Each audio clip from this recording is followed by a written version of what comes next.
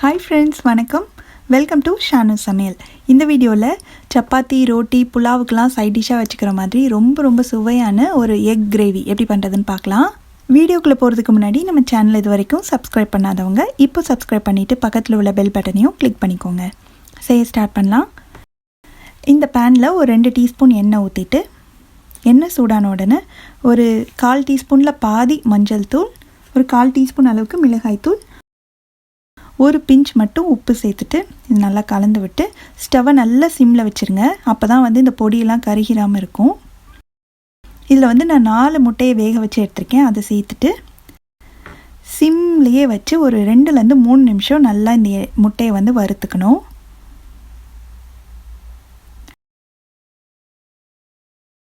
இப்போ பார்த்திங்கன்னா அந்த முட்டையோட வெளிப்பகுதியெலாம் லேசாக ரோஸ்ட் ஆக ஆரம்பிச்சிருக்கு. கண்டினியூஸாக ஒரு 2 நிமிஷம் இருந்ததுன்னா நல்லாவே எல்லா பக்கமும் லைட் கோல்டன் கலராக மாறும். அது வரைக்கும் நம்ம இதை வறுத்துக்கணும்.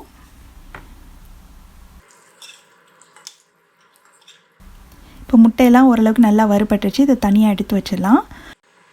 அடுத்து இந்த பேனில் ஒரு 2 டேபிள் ஸ்பூன் அளவுக்கு எண்ணெய் சேர்த்துட்டு, எண்ணெய் சூடான உடனே நான் ஒரு 2 பெரிய வெங்காயத்தை இந்த மாதிரி மெல்லிஸாக ஸ்லைஸ் பண்ணி வச்சுருக்கேன். அதை இதில் சேர்த்துடலாம். மிதமான தீயில வச்சு இந்த வெங்காயத்தை நல்லா கைவிடாமல் கிளறி விட்டு நல்ல ஒரு கோல்டன் ப்ரௌன் ஆகிற அளவுக்கு வதக்கிக்கணும்.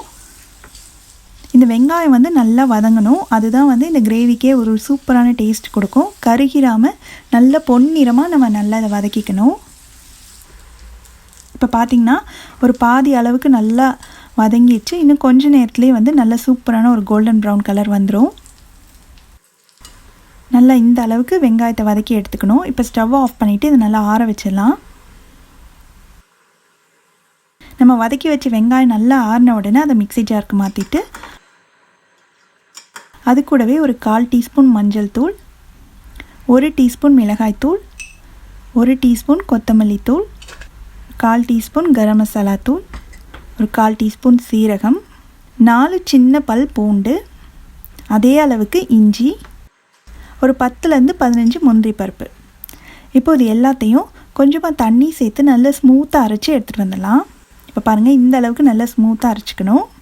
இப்போ கிரேவி செய்ய ஸ்டார்ட் பண்ணிடலாம். இந்த பேனில் ஒரு 2 டேபிள் ஸ்பூன் அளவுக்கு எண்ணெய் சேர்த்துட்டு, எண்ணெய் சூடான உடனே இதில் கொஞ்சமாக பட்டை, 3 கிராம்பு, 3 ஏலக்காய் இது எல்லாத்தையும் சேர்த்து இது நல்லா அந்த எண்ணெயில் பொரிஞ்ச உடனே நம்ம அரைச்சி வச்சுருக்கோம் இல்லையா, அந்த மசாலாவை இதில் சேர்த்துடலாம்.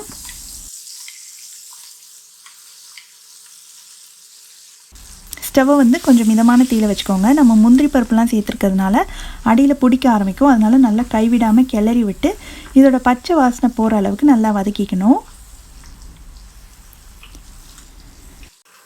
இப்போ பார்த்திங்கன்னா நல்லா எண்ணெய் கசிஞ்சு வர ஆரம்பிச்சிச்சு. இதோட பச்சை வாசனையும் நல்லா போயிடுச்சு. இந்த ஸ்டேஜில் ஒரு 2 தக்காளியை மிக்சியில் போட்டு நல்லா அரைச்சி எடுத்துருக்கேன். அதையும் சேர்த்துடலாம்.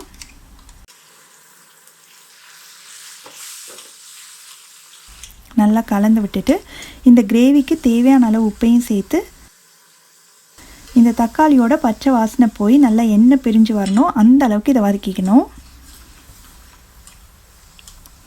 இப்போ ஒரு 3லேருந்து 4 நிமிஷமாக நல்லா வதங்கிட்டுருக்கு. பார்த்திங்கன்னா ஓரங்கள்லாம் எண்ணெய் கசிஞ்சு வர ஆரம்பிச்சிச்சு.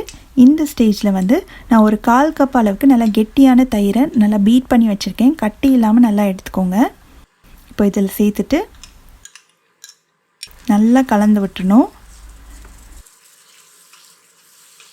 இது அப்படியே ஒரு 1 நிமிஷம் நல்லா குக் ஆகட்டும்.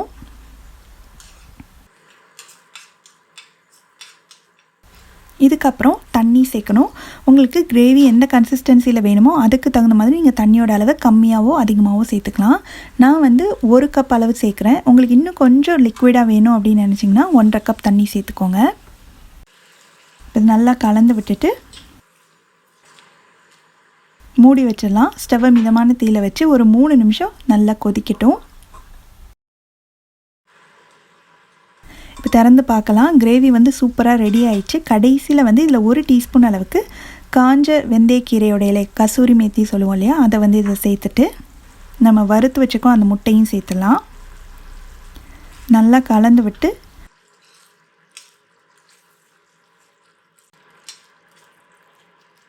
மறுபடியும் மூடி வச்சு ஒரு 2 நிமிஷம் மட்டும் இருக்கட்டும். இப்போ திறந்து பார்க்கலாம். பாருங்கள் அவ்வளோ அட்ராக்டிவாக எண்ணெயெல்லாம் நல்லா தெளிஞ்சு மேலே வந்திருக்கு. சூப்பரான எக் கிரேவி ரெடி ஆயிடுச்சு. கடைசியில் இதில் கொஞ்சமாக பொடியாக நறுக்கின கொத்தமல்லி இலையை தூவிட்டு ஸ்டவ் ஆஃப் பண்ணிடலாம். அவ்வளோதான், ரொம்ப ரொம்ப சுவையான ரொம்ப க்ரீமியான எக் கிரேவி ரெடி ஆயிடுச்சு. நீங்களும் இந்த ரெசிபியை கண்டிப்பாக வீட்டில் ட்ரை பண்ணி பார்த்துட்டு எப்படி வந்ததுன்ற கமெண்ட்ஸை மறக்காமல் ஷேர் பண்ணுங்கள். தேங்க்ஸ் ஃபார் வாட்சிங்.